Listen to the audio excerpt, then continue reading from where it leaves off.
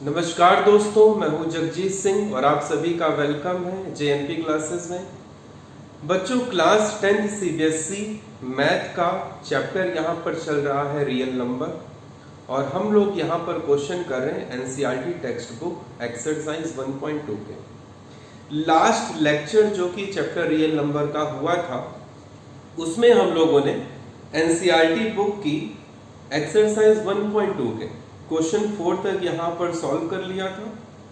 और आपसे मैंने ये कहा था कि क्वेश्चन 5 और 6 को करने के लिए आपके सिलेबस में एक थ्योरम है जिसका नाम है फंडामेंटल थ्योरम ऑफ अर्थमेटिक। वो हम लोग पहले यहां पर समझेंगे, उसके बाद फिर हम लोग क्वेश्चन 5 और 6 को यहां पर करेंगे। क्योंकि अगर आप इस थ्योरम की थोड़ी सी language as a support in question 5 और 6 के आंसर में लिखते हो तो आपके आंसर का इंपैक्ट और भी अच्छा होगा। अब हम लोग बात ये करते हैं कि थ्योरम में जो वर्ड्स यहां पर यूज किए गए हैं कंपोजिट और प्राइम, ये आखिर क्या होता है। उसके पहले हम लोग थोड़ा सा जान लें कि फैक्टर्स हम लोग किसको कहते हैं। तो अगर मैं आपसे पूछूं कि क्या आप लोग फैक्टर्स के बारे में जानते हैं, किसको किसका फैक्टर कहा जाएगा, तो सिंपल लैंग्वेज में ये है कि अगर कोई नंबर किसी को कंप्लीटली डिवाइड कर दे तो उस नंबर को दूसरे नंबर का फैक्टर कहा जाएगा। फॉर एग्जाम्पल, मैंने कहा कि जो 2 है वो 8 को कंप्लीटली डिवाइड कर देता है, क्योंकि 2 के टेबल में 8 आता है, 2 4 जा 8, सो 2 को हम लोग 8 का फैक्टर कहेंगे। अब फैक्टर के बिहाफ पे हम लोग यहां पर क्लासिफाई करेंगे प्राइम नंबर्स और कंपोजिट नंबर्स को। वो सभी नंबर्स जिनके केवल 2 ही डिफरेंट फैक्टर्स होते हैं, those numbers which have exactly 2 different factors are said to be prime numbers. तो आप लोग ऐसे नंबर्स के बारे में सोचिए जिनके 2 ही फैक्टर हो और 2 के अलावा उनके कोई अलग से फैक्टर्स ना हो। तो हम लोग स्टार्ट करते हैं पहले 1 से। बताइए 1 के टोटल कितने फैक्टर्स होंगे। 1 का बच्चों केवल एक ही फैक्टर है जो कि 1 खुद, तो 1 को हम लोग प्राइम नंबर की कैटेगरी में नहीं रखेंगे। अब हम लोग बात करते हैं यहाँ पर 2 की। 2 का अगर आपसे पूछा जाए कितने फैक्टर्स हैं, सो 2 जितने नंबर से कंप्लीटली डिविजिबल हो जाएगा उसको बोला जाएगा 2 के फैक्टर्स। सो 2 1 से भी कटता है और 2 खुद से भी कटता है। सो 2 के 2 डिफरेंट फैक्टर्स हो गए 1 और 2। सो 2 को हम लोग रखेंगे प्राइम नंबर्स की कैटेगरी में। इसी तरीके से अगर आप लोग 3 के बारे में सोचोगे तो जो 3 है वो भी केवल 1 के टेबल में आता है और 3 अपने खुद के टेबल में आता है, तो 3 के भी एग्जैक्टली 2 ही डिफरेंट फैक्टर्स हुए। सो 3 को भी हम लोग बोलेंगे प्राइम नंबर। अब कंपोजिट नंबर बच्चों हम लोग किन नंबर्स को बोलेंगे, तो composite numbers are said to be those numbers which have more than 2 different factors. जी हाँ, जिन नंबर्स के 2 से ज्यादा फैक्टर्स होते हैं उन नंबर्स को बोला जाता है कंपोजिट नंबर। फॉर एग्जाम्पल, मैंने कहा कि 4। अब बताइए 4 को आप लोग किस कैटेगरी में रखोगे। तो आपने पहले 4 के बारे में सोचा कि 4 के फैक्टर्स आखिर हैं कितने। तो 4 1 के टेबल में आता है, 4 2 के टेबल में आता है और 4 अपने खुद के भी टेबल में तो भाई आएगा ही आएगा। तो 4 के बच्चों हो गए टोटल 3 फैक्टर्स, और ये 3 फैक्टर्स आखिर हैं यहाँ पर कौन कौन से, वो 1 2 और 4 है। सो 4 के 2 से ज्यादा फैक्टर्स हो गए तो 4 would be considered as a composite number. 5 की अब अगर हम लोग बात करें, सो बच्चों 5 के केवल 2 ही डिफरेंट फैक्टर्स हैं जो कि 1 और 5, तो 5 को रखा जाएगा प्राइम नंबर की कैटेगरी में। इसी तरीके से जब आप लोग इसको आगे एक्सटेंड करते जाओगे, चेक करते जाओगे डिफरेंट नंबर्स के लिए, तो आपको बच्चों ये मालूम चलेगा कि 6 8 9 12 14 एंड सो ऑन, यहाँ पर जितने नंबर इस तरीके के मैंने लिखे हुए हैं इन सभी नंबर के 2 से ज्यादा फैक्टर्स हैं, इसलिए इस तरीके के नंबर्स को बोला जाता है कंपोजिट नंबर। और यहां पर मैंने जितने नंबर्स लिखे हैं और इसी तरीके के और यहां पर जितने भी नंबर्स आएंगे, those all numbers are said to be the prime numbers, क्योंकि इनके केवल एग्जैक्टली 2 ही डिफरेंट फैक्टर्स होंगे। अब 1 ना तो होगा ये प्राइम नंबर, ना तो होगा ये कंपोजिट नंबर, क्योंकि 1 का केवल एक ही फैक्टर होता है जो कि 1 होता है खुद। तो अगर आप लोगों से कोई पूछे कि 1 प्राइम है कि कंपोजिट, तो आप बच्चों बोलोगे 1 is neither prime nor it is a composite number. क्यों? क्योंकि 1 के 2 फैक्टर्स नहीं है, क्योंकि प्राइम नंबर होने के लिए इसके 2 फैक्टर्स होने चाहिए। 1 को हम लोग कंपोजिट नंबर आके क्यों नहीं कहेंगे? क्योंकि 1 के 2 से ज्यादा फैक्टर्स नहीं है। सो फिलहाल ये था छोटा सा इंट्रोडक्शन, प्राइम नंबर क्या है और कंपोजिट नंबर क्या है। और आप लोग अक्सर कंफ्यूज हो जाते हो 1 को लेकर के, तो बच्चों 1 प्राइम नंबर नहीं है। अब हम लोग बात करते हैं अपने मेन यहाँ पर इस चैप्टर के कंटेंट की, जो टॉपिक है आपका फंडामेंटल थ्योरम ऑफ अरिथमेटिक। बच्चों थ्योरम में पहला स्टेटमेंट यहां पर साफ लिखा हुआ है, एवरी कंपोजिट नंबर, मतलब every composite number can be expressed, लिखा जा सकता है, एक्सप्रेस किया जा सकता है as a product of primes. Prime numbers के प्रोडक्ट के फॉर्मेट में हम लोग हर एक कंपोजिट नंबर को एक्सप्रेस करके लिख सकते हैं। And this factorisation is unique, और जो एक्सप्रेस आपने किया होगा वो बच्चों पर्सन टू पर्सन वेरी नहीं करेगा, वो होगा unique. Apart from the order in which the prime factors occur. अब हम लोग 1 बाय 1 इसकी चीजों को यहाँ पर वेरीफाई भी अगर कर लें तो थ्योरम आप लोगों को याद करने में आसानी हो जाएगी। मान लिया मैंने लिया यहाँ पर कंपोजिट नंबर 12, ठीक, तो क्या 12 को मैं फैक्टराइज करके लिख सकता हूं? मैंने यहाँ पर कर लिए 12 के फैक्टर्स, और जब मैं 12 के फैक्टर्स बनाऊंगा तो मैं यहाँ पर यूज करूंगा प्राइम नंबर्स, क्योंकि कंपोजिट नंबर को मुझको लिखना है प्राइम्स के प्रोडक्ट में फैक्टराइज कर दो। तो आपने अब यहाँ पर लिखने शुरू कर दिए प्राइम नंबर्स। सो 12 जाएगा प्राइम नंबर 2 से, आपने लिखा 2 6 12। अब ये 6 जाएगा प्राइम नंबर 2 से, 2 3 6। अब ये 3 जाएगा प्राइम नंबर 3 से, 3 1 3। तो ये जो कंपोजिट नंबर मैंने स्टार्टिंग में लिया था, not this 12 can be expressed as the product of the primes. ये कैसे नंबर है बच्चों? प्राइम नंबर है। मतलब कि आपने प्राइम नंबर के प्रोडक्ट के फॉर्मेट में कंपोजिट नंबर को लिख लिया सक्सेसफुली। तो यही चीज लागू होगी हर एक कंपोजिट नंबर पे। तो इसमें कौन सी बात यहाँ पर गलत लिखी हुई है? बिल्कुल सही लिखा है भाई, every composite number can be expressed as a product of primes. अब हम लोग बात करते हैं, ये लोग बोल रहे हैं and this factorisation is unique. ये 12 के फैक्टर्स बच्चों मैंने यहां पर किए, और मैंने कहा कि 12 के फैक्टर्स में 2 आएगा 2 बार और 3 आएगा 1 बार। जरा आप लोग मुझे करके बताइए कि आपका आंसर क्या आएगा? आपका आंसर भी बच्चों यही आएगा, उसमें 2 आएगा 2 बार और उसमें 3 आएगा 1 बार। और अगर कोई और पर्सन भी कर ले, वो चाहे किसी भी सिटी में, किसी भी स्टेट में हो, किसी भी कंट्री में हो, वो जब 12 के करेगा प्राइम फैक्टर्स, तो उसके भी प्राइम फैक्टर में 2 आएगा 2 बार और 3 आएगा 1 बार। ठीक, मतलब कि जो फैक्टराइजेशन होगा वो यूनिक होगा।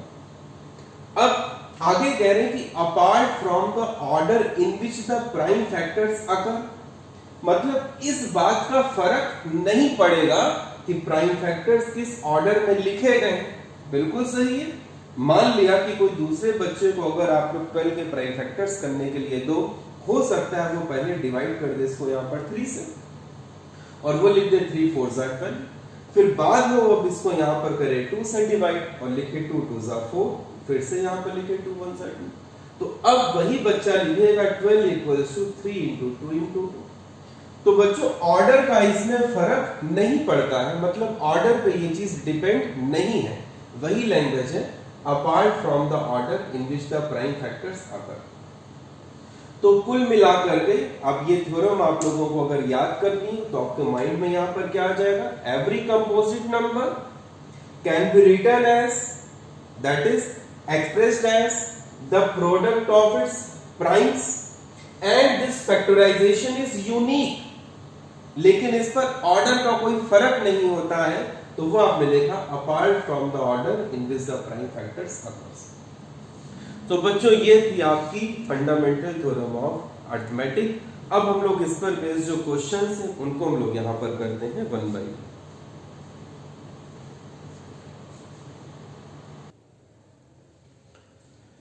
अब बच्चों मैंने यहां पर लिखा है एक्सरसाइज 1.2 का question, check whether 6 to the power n can end with the digit 0 for any natural number n। आपसे क्वेश्चन में ये लोग पूछ रहे हैं कि आप चेक करके ये हमें बताइए कि क्या 6 की पावर n जब हम लोग सॉल्व करेंगे किसी भी नेचुरल नंबर n के लिए, तो जो नंबर्स हम लोगों को मिलते चले जाएंगे उसके लास्ट में डिजिट 0 आएगी कि नहीं आएगी, एंडिंग होगी कि नहीं होगी। तो बच्चों अगर हम लोग उन नंबर्स के बारे में पहले जरा थोड़ा सा फोकस कर लें जिनके पीछे की डिजिट 0 होती है, तो कुछ एग्जांपल्स मैंने यहां पर लिखे हुए रफ वर्क में, जैसे कि 10, इसमें जो एंडिंग हो रही है वो यहां पर कौन से डिजिट से हो रही है, 0 से। अब अगर आप इस 10 के फॉर अ मोमेंट अगर प्राइम फैक्टराइजेशन लिखो तो वो आएगा 2 into 5। बात करते हैं हम लोग यहां पर 40 की, इसमें जो एंडिंग हो रही है वो कौन से डिजिट से हो रही है, 0 से हो रही है। तो ये मैंने वो नंबर लिखे जिसकी एंडिंग हो रही है 0 से। तो आप इसमें ये चीज यहां पर देख पाओगे कि जो 0 आता है वो 2 और 5 दोनों की प्रेजेंस की वजह से आता है। अगर मैं सिर्फ 2 लिखूं तो मुझे 0 कभी नहीं मिलेगा, अगर मैं सिर्फ 5 लिखूं तो मुझे पीछे वाली डिजिट 0 कभी भी यहां पर नहीं मिलेगी, क्योंकि एक 2 और एक 5 मिलकर ही एक 0 को करते हैं प्रोड्यूस। जैसे यहां पर भी बच्चों जो 0 आ रहा है वो यहां पर एक 2 और एक 5 के कॉम्बिनेशन से ही आ रहा है, क्योंकि यही 2 into 5 हो जाएगा 10 और ये हो गया 2 into 2 4, तो 4 into 10 हो जाएगा 40। अब अगर यहां पर दो 0 आ रहे हैं तो वो भी एक 2 और एक 5 की वजह से एक 0 और दूसरे 2 और दूसरे 5 की वजह से दूसरा 0। तो इस बात की तो आपने खैर भी यहां पे कंफर्मेशन कर ली, अगर कोई नंबर डिजिट 0 से एंड करना चाहता है तो उस नंबर के प्राइम फैक्टराइजेशन में 2 और 5 दोनों का प्रेजेंट होना कंपलसरी है। अगर उसके प्राइम फैक्टराइजेशन में हमें केवल 2 मिला, 5 नहीं मिला, हमें अगर केवल 5 मिला, 2 नहीं मिला, तो कभी भी वो नंबर बेटा डिजिट 0 से एंड कर ही नहीं सकता। तो इसलिए हम लोग अपना आंसर जब लिखेंगे तो हमारा आंसर हमेशा इसी की तरफ रहेगा फोकस। अब आपने इस क्वेश्चन का सॉल्यूशन करने के लिए यहां पे लिखा कि जब हम लोग 6 के करेंगे प्राइम फैक्टर्स तो वो क्या होगा, 6 के जब आप करोगे बच्चों प्राइम फैक्टर्स तो वो होगा 2 into 3। अब 6 के जो प्राइम फैक्टर्स आ रहे हैं इसमें केवल हमको मिल रहा है 2, इसमें 5 तो है ही नहीं, तो और इसमें 5 नहीं है, मतलब कि हम लोग n की वैल्यू यहां पर अब कुछ भी ले लें, क्योंकि नीचे जो नंबर आ चुका है इसमें 5 यहां पर है ही नहीं, तो इसकी एंडिंग कभी भी डिजिट 0 से नहीं होगी।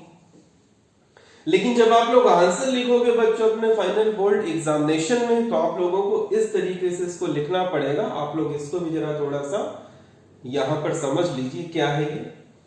मैंने लिखा to end a number with digit 0 it should have both 2 and 5 as its prime factors,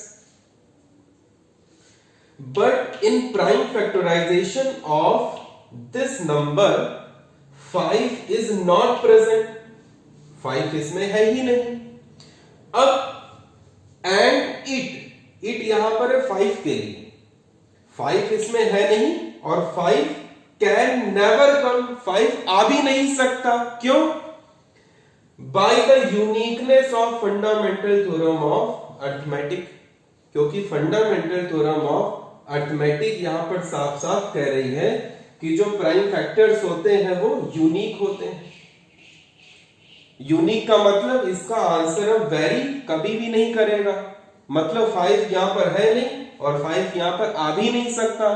तो भाई जब 5 यहां पर है ही नहीं, ना 5 यहां पर आ सकता है, इसका मतलब साफ साफ है कि 6 की पावर n कभी भी डिजिट 0 से एंड नहीं करेगा। इस तरीके से बच्चों अगर आप लोग इस थ्योरम को लिख करके आंसर को लिखते हो तो आपके आंसर का इंपैक्ट हो जाएगा अच्छा। So this is the way we have to solve this type of question.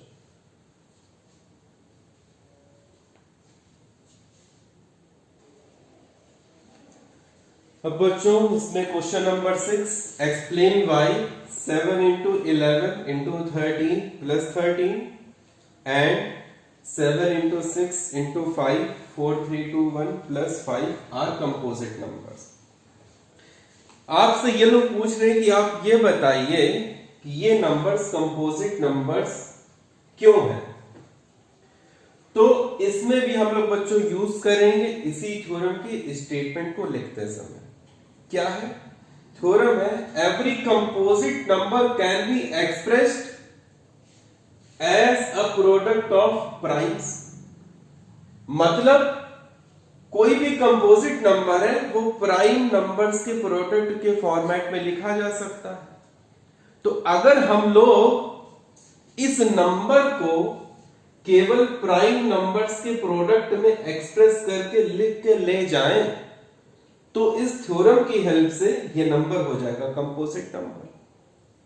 ठीक इसी तरीके से इसको भी हम लोग जब सॉल्व करेंगे तो इसको हम लोग सिर्फ यहां पर एक्सप्रेस करने की कोशिश में लगे रहेंगे कि ये प्राइम फैक्टर्स के प्रोडक्ट में एक्सप्रेस हो जाए। अब हम लोग इसको सॉल्व करते हैं।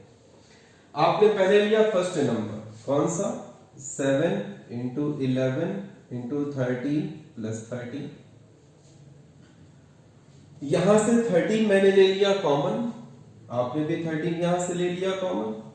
आप चाहो तो 13 यहां से कॉमन मत लो, पहले इन तीनों को कर लो मल्टीप्लाई, फिर आप उसमें 13 कर लीजिएगा ऐड, आंसर पे कोई फर्क नहीं पड़ेगा। मैंने यहां से 13 अभी लिया कॉमन, तो बताइए क्या आएगा। अगर 13 बाहर चला गया तो यहां पर बच गया 7 into 11 फर्स्ट प्लेस पर, और यहां से अगर 13 बाहर कॉमन जा चुका है तो यहां सेकंड प्लेस पर बच गया हूं। जब 13 अंदर बच्चों मल्टीप्लाई करेगा तो आएगा 7 into 11 into 13 और 13 1 सा 13। ठीक, अब आपने लिखा 13 बाहर ऐसे ही 11 into 7 77, 77 plus 1 कितना हो गया 78। तो ये number is same as this number, वही वाली तो है आखिर यहां पे वैल्यू। अब हम लोग इसको अगर कंपोजिट नंबर शो करना चाहते हैं तो हमें इसको दिखाना होगा प्राइम नंबर्स के प्रोडक्ट के फॉर्मेट में।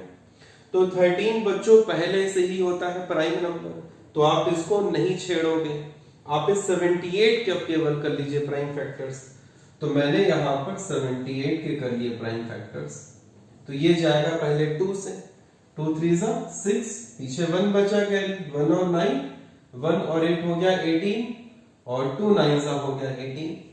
39 अब जाएगा प्राइम नंबर 3 के साथ, 3 1 3, 3 3 9 और लास्ट में बचा मेरे पास 13। 13 is itself a prime number, 13 1 13। तो अब मैंने लिखा 13 ये वाला, फिर जो 78 का मुझको मिला यहाँ पर प्राइम फैक्टराइजेशन वो आ गया 2 into 3 into 13, वो आप यहाँ पे लिख दीजिए 78 हो गया 2 into 3 into 13। तो आपने इस नंबर को एक्सप्रेस कर दिया प्राइम नंबर्स के प्रोडक्ट के फॉर्मेट में। तो अगर हमने इसको प्राइम नंबर्स के प्रोडक्ट के फॉर्मेट में एक्सप्रेस कर दिया है तो इस थ्योरम की हेल्प से हम लोग अब इसको कौन सा नंबर बोल सकते हैं, कंपोजिट नंबर। तो आपने यहां पे लैंग्वेज लिखी as this is expressed as a product of primes, hence by fundamental theorem of arithmetic, fundamental theorem of arithmetic, it is a composite number। It is a composite number. आप बच्चों यहां पर theorem का लिखिएगा पूरा नाम। F से हो गया फंडामेंटल, T से थ्योरम, O से ऑफ, A से हो गया अर्थमेटिक। तो ये लैंग्वेज अगर आप लोग यूज करते हो तो आपके आंसर का इंपैक्ट पड़ेगा ज्यादा अच्छा। इसी तरीके से हम लोग इसको भी अब जरा सॉल्व कर लें। तो आपने लिखा 7 into 6 into 5 into 4 into 3 into 1 plus 5, और मुझको दिखाई दे रहा है कि इसमें से 5 जा रहा है कॉमन, तो आपने यहां से 5 ले लिया कॉमन। तो अगर मैं यहां से 5 को बाहर कॉमन निकालूंगा तो यहां पर क्या बच गया, 7 into 6 into 4 into 3 into 1 plus, यहां से जब ये पूरा 5 बाहर कॉमन चला गया, तो जब कोई भी पूरा नंबर बाहर कॉमन जाता है वहां पर बचता है 1। अब आप इसको सॉल्व कर लीजिए।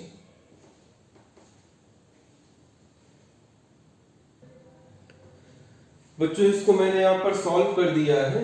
जब आप 7 इंटू 6 इंटू 4 इंटू 3 इंटू 1 करोगे तो ये आएगा 504, और ये मैंने यहां पर लिखा 1। नो 504 प्लस 1 ये हो गया 505, और ये बाहर वाला 5 लिखा हुआ 5 into this. So this number is same as this number. अब ये नंबर भी आपने कर लिए फिर से यहां पर लिख करके प्राइम फैक्टर्स, क्योंकि जो आगे वाला 5 है बच्चों वो पहले से ही है प्राइम नंबर, तो इस 5 को मैंने यहां पर कर दिया कॉपी। और जब आप इस 505 के करोगे प्राइम फैक्टर्स तो ये जाएगा पहले 5 से, 5 1 जा 5, फिर 0, फिर हो गया 5 1 जा 5। अब ये जो 101 होता है this is itself a prime number, तो कुल मिलाकर के 505 को हम लोग लिख सकते हैं 5 इंटू 101, वो आ गया। तो फिर से आपकी लैंग्वेज यहां पर सेम है।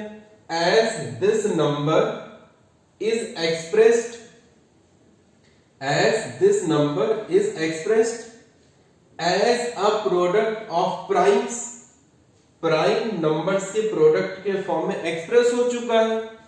Hence by fundamental theorem of arithmetic it is a composite number. तो ये हम लोगों को इसमें क्वेश्चन की आंसरिंग इस तरीके से थ्योरम में रिस्ट्रिक्ट रह के करनी थी।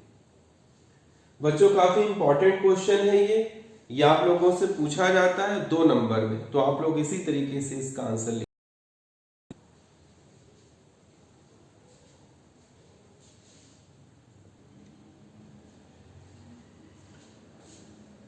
ये बच्चों 1.2 का लास्ट क्वेश्चन भी मैंने यहां पर कंसीडर कर लिया है, को सॉल्व करेंगे। क्वेश्चन है there is a circular path around a sport field. तो आपने बना लिया यहां पर एक सर्कुलर पाथ क्वेश्चन को समझने के लिए।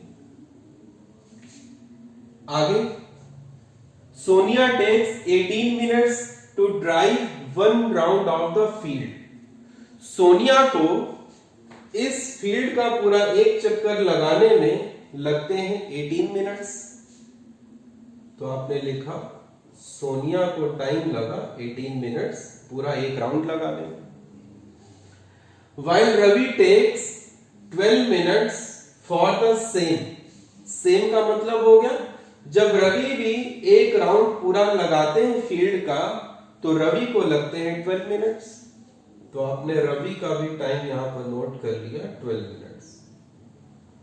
मतलब सोनिया अगर यहां से मान लिया अभी चलती हैं पॉइंट ए से, तो वापस जब ये पॉइंट ए पर आएंगी तो एक राउंड इनका कंप्लीट हो चुका होगा, सोनिया को लगेंगे 18 मिनट, और अगर रवि मान लिया पॉइंट ए से चलेंगे तो रवि को लगेंगे पूरे में 12 मिनट्स।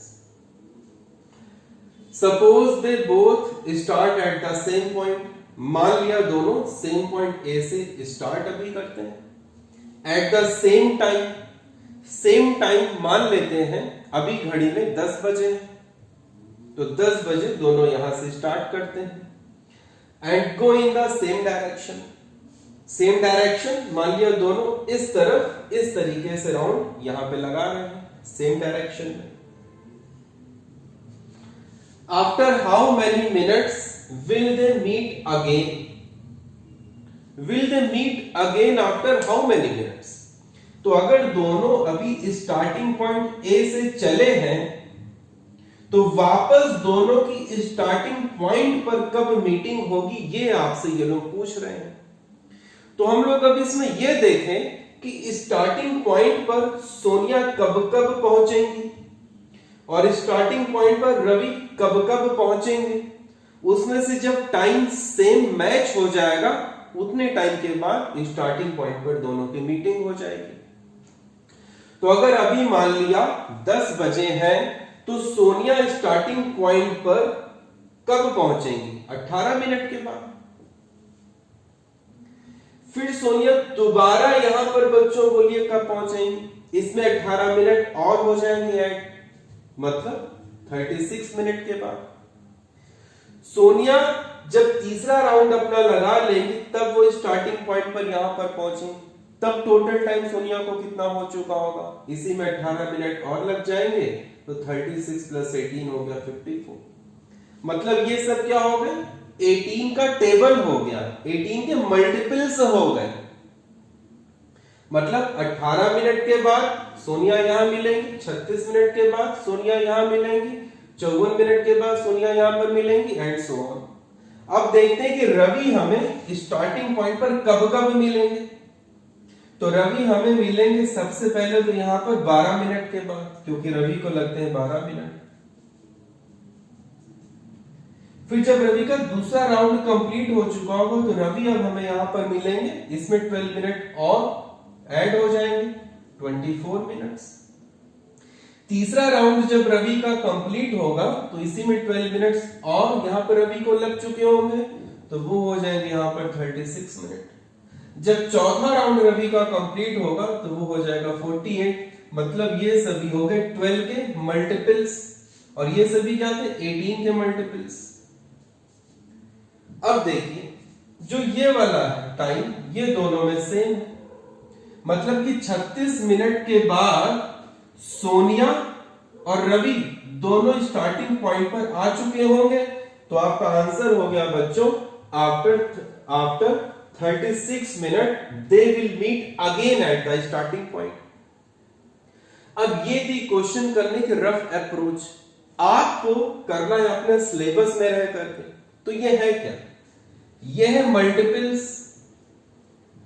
मल्टीपल का मतलब हो गया m, और 36 क्या है यहां पर, कॉमन मल्टीपल, कॉमन मल्टीपल हो गया cm, कॉमन मल्टीपल। और कॉमन मल्टीपल में ये सबसे छोटा मल्टीपल है जो दोनों में कॉमन आ रहा है, छोटे का मतलब हो गया लीस्ट एलसीएम, मतलब हम लोग इसमें निकालेंगे 18 और 12 का एलसीएम। तो आप लोग इसमें अगर क्वेश्चन को इस तरीके से समझ रहे हो तो हम लोगों को इसमें ये सब चीजें यहाँ पे नहीं करनी है, सिर्फ आप इसमें निकालोगे 18 और 12 का एलसीएम। इसमें मैंने क्यों आपको इस तरीके से भी पूरा समझाया, क्योंकि ऐसे क्वेश्चन में बच्चों आप लोग वहां पे कंफ्यूज हो जाते हो कि हमें एचसीएफ निकालना है कि एलसीएम निकालना है। तो जहां पर आपको लगे कि हमें वहां पर मल्टीपल्स निकालने की जरूरत पड़ रही है वहां पर आप लोग हमेशा निकाला करो एलसीएम, और जहां पर आपको लगे कि हमें उससे छोटे नंबर मतलब कि फैक्टर्स की जरूरत पड़ रही है वहां पर आप लोग निकाला करो एचसीएफ।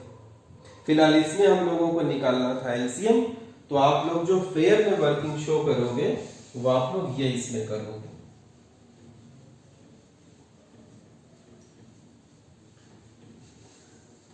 आपने यहां पे लिखा required time is the LCM of 18 and 12। जो रिक्वायर्ड टाइम होगा वो 18 और 12 का एलसीएम होगा। अब आप 18 और 12 का एलसीएम यहां पे निकाल दीजिए। तो आपने 18 के यहां पर कर लिए प्राइम फैक्टर्स,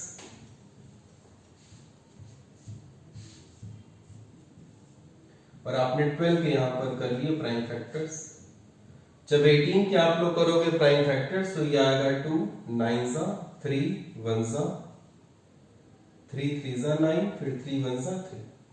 जब आप लोग करोगे 12 के प्राइम फैक्टर्स तो ये जाएगा 2 से 2 6 सा फिर ये जाएगा 2 से, 2 3 जा, ये जाएगा 3 से, 3 1 जा, तो 18 को आपने लिख लिया 2 इंटू, और 3 यहां पर देखिए जरा कितनी बार आ रहा है, 2 बार, तो 3 की पावर हो गई 2।